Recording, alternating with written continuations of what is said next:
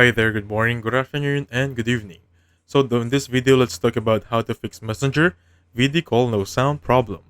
So I have a few things for you to check here. First is if you go back on your Messenger right there, go to settings. So this is going to be settings. Click on the one that you see notification and sounds. Make sure everything here is enabled, because if you enable do not disturb, nothing will notify you. So that's step one. Going back on setting page of your phone, click here, look for the one that says applications, right there, because we're looking for Messenger itself.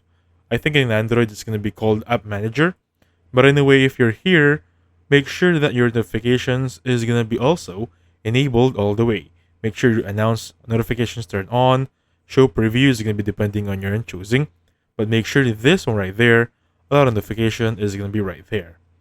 Now, for example, you're going to be right here, you're back on your Messenger, settings, make sure in here that your photos and your other things are enabled. Now for the last option right here, go to App Store, make sure that your Messenger is going to be up to date. And I think in Android that is going to be Google Play.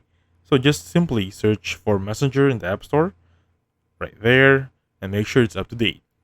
Fixing this, making sure you follow all the steps, and you'll be good to go. So thank you so much for watching. I'll catch you guys on the next one.